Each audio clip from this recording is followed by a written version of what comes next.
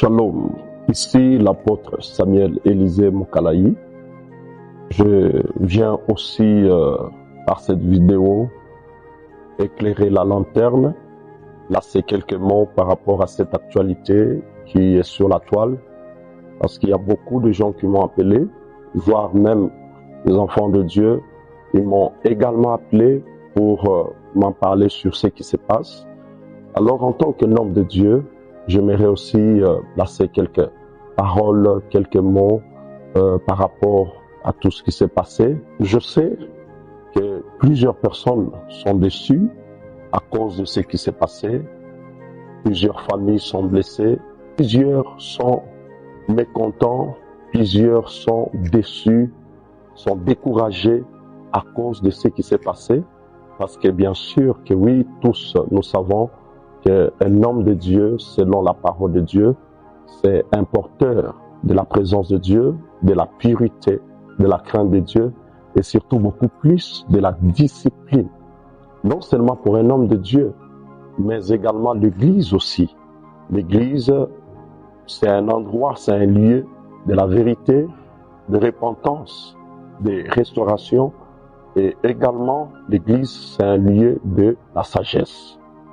Et alors, bien-aimé, à cause de ce qui est arrivé à l'homme de Dieu, l'apôtre de fin Wampanga, il y a de ceux qui ont choisi les insultes, il y a de ceux qui ont choisi les moqueries, il y a de ceux qui ont choisi la colère. Mais j'aimerais aussi interpeller les enfants de Dieu. N'oubliez pas que le Saintes Écritures, dans le l'Épître de Galates, chapitre 5, le verset 16, la Bible déclare « Ne marchez pas selon la chair, mais marchez selon l'esprit, et vous n'accomplirez pas les désirs de la chair. » Donc nous, en tant qu'enfants de Dieu, par rapport à cette actualité, nous devons d'abord marcher selon l'esprit, afin que nous ne puissions pas marcher selon la chair pour ne plus aussi tomber dans le péché en tant qu'enfants de Dieu. Oui, bien-aimés, non seulement que nous devons nous abstenir à cela, mais il y a aussi une autre réalité, c'est quoi? La chute d'un homme de Dieu ne doit pas devenir une fête pour les ennemis de l'Évangile. Parce qu'à chaque fois que nous prêchons la parole de Dieu, nous prêchons l'Évangile, nous prêchons la parole du Seigneur, il y a de ces bien-aimés qui ne sont pas contents. Il y a de ceux qui contredisent. Il y a de ceux qui ne tolèrent pas la parole de Dieu. Alors, en tant que serviteur de Dieu, je tiens encore à rappeler que nous ne soutenons ni le péché, ni l'adultère, ni le mal, ni aucun autre péché contraire à la parole de Dieu. Nous ne soutenons pas cela, parce que tous nous savons que l'adultère, c'est une trahison. Et la trahison détruit des foyers, détruit des familles, détruit même des brebis d'une église. L'adultère demeure un péché. Nous ne sommes pas là pour appuyer le péché, parce que vous devez savoir ceci, que la chute d'un homme ne représente pas toute l'Église. La chute d'un homme de Dieu ne représente pas tous les serviteurs. Je répète et je le redis, la chute d'un homme ne représente pas toute l'Église. La chute d'un homme ne représente pas tous les serviteurs. Et vous devez savoir ceci, qu'un homme de Dieu peut tomber, mais Jésus-Christ demeure saint. Un homme de Dieu peut chuter, mais Jésus-Christ, lui, demeure saint. C'est comme ça que je vais demander à tous les enfants de Dieu de placer d'abord leur confiance en Jésus-Christ. Parce que c'est ce qui est important. Lorsque un homme de Dieu tombe, comment les gens doivent réagir? La première des choses, il faut éviter les insultes. Parce qu'il y a plusieurs personnes qui insultent, et beaucoup plus sur les réseaux sociaux. Et il y a même de ceux qui ont fait les réseaux sociaux comme étant un tribunal de haine, qu'au lieu que les réseaux sociaux deviennent un tribunal de compassion, d'amour ainsi que des réconciliations. Oui, bien-aimés, il y a des gens qui utilisent les réseaux sociaux pour humilier, pour faire rire les gens, pour diminuer les gens, pour se moquer des autres. Il y a de ceux qui utilisent les réseaux sociaux pour détruire les autres. La plupart de ces personnes aussi qui insultent, ils oublient de regarder leur cœur. Ce qui est vrai, bien-aimé, il y a de ceux qui exposent, mais dans le secret fond, ce qui est impur.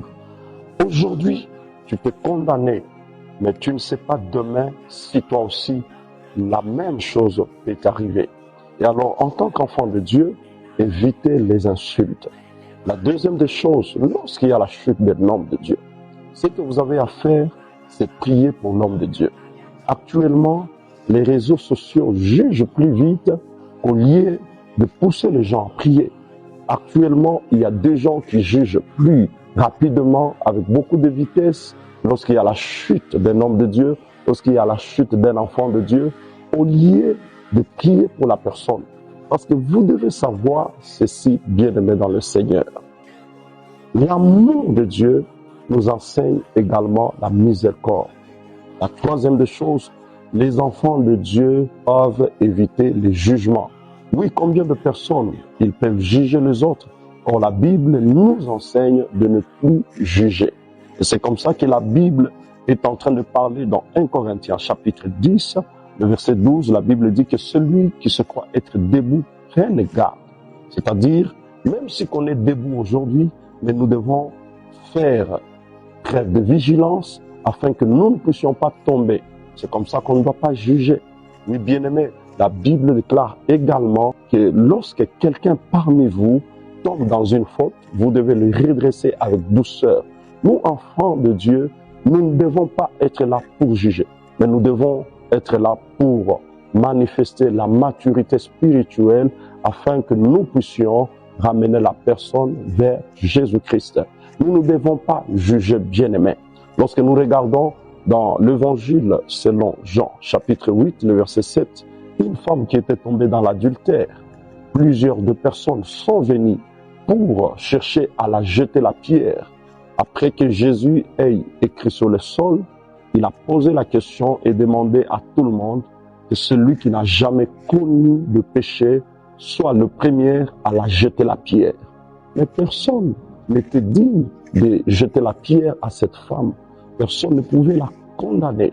Oui, bien-aimés, nous voyons l'histoire dans la Bible. L'histoire de David. David, il était un loin de l'Éternel. David a pris la femme d'Uri, Bathsheba. Il a commis l'adultère. Non seulement que David avait commis l'adultère, mais également il a tué Uri. Donc, en d'autres termes, David, il était un adultère et en même temps, il était un assassin. Il était un meurtrier. Mais regardons, peu importe la grandeur, la gravité du péché de David, Dieu ne lui a pas refusé le pardon. Dieu ne lui a pas refusé la miséricorde. C'est comme ça que Dieu n'a pas même laissé que la haine populaire puisse se manifester sur la vie de David afin de l'achever complètement, malgré qu'il avait puni, corrigé David sévèrement. Mais Dieu n'a pas laissé que la haine populaire puisse se manifester sur la vie de David. Si Dieu lui-même, en tant que Dieu, il a manifesté la grâce dans la vie de David, à combien plus forte raison avec l'homme de Dieu qui a demandé pardon, avec l'homme de Dieu qui a reconnu ses défauts.